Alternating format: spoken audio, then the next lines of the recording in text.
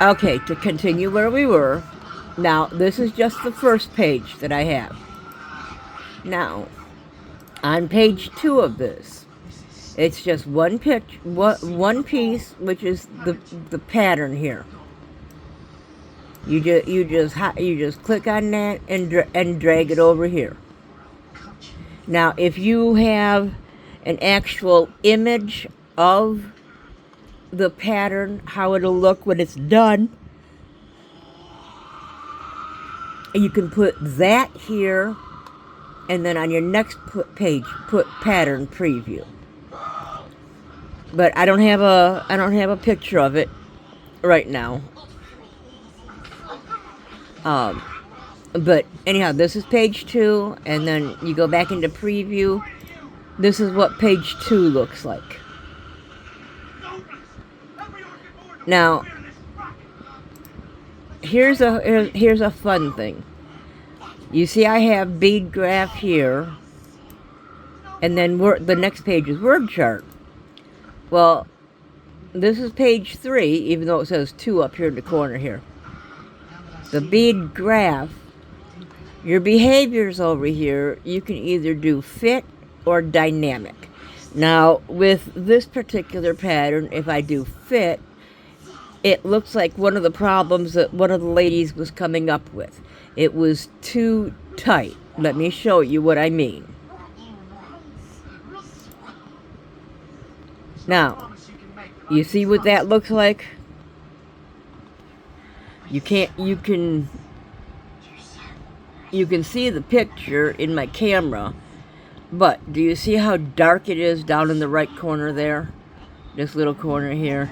This is what she was coming up with. Instead of being able to see it like this picture, when it's fit to the page, it's this tiny.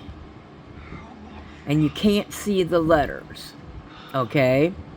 But when you do dynamic will make your bead graph so that it's able to be seen.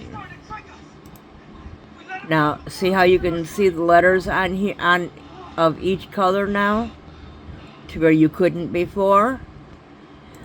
The only thing it does is it gives you 6 pages of bead graph instead of just 1. This is how you wind up with so many pages in a pattern. Now, on to the next page, which is actually page 4, even though it says page 3. This is your word chart. Again, behavior is either fit or dynamic. Now, if you're doing a small picture, like a pair of earrings or something, fit does perfectly for earrings. Unless you have them humongous. But, and I'll show you how to do that in another video. But dynamic works for this one because otherwise you'd be making page after page after page after page of word chart, to where here you have your main page, you have your preview, you have your 6 pages of your graph,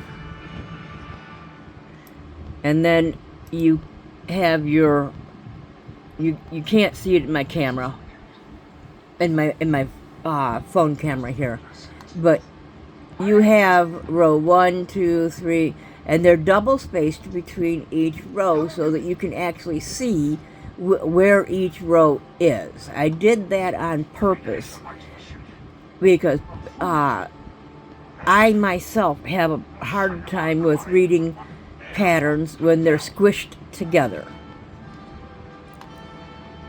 And you have 1, 2, 3, 4, 5. You have 5.5 pages of word chart. So there's 5.5, which they would classify as 6, and 6, so that's 12, 13. You got 14 total pages. just for my angel pattern. Now,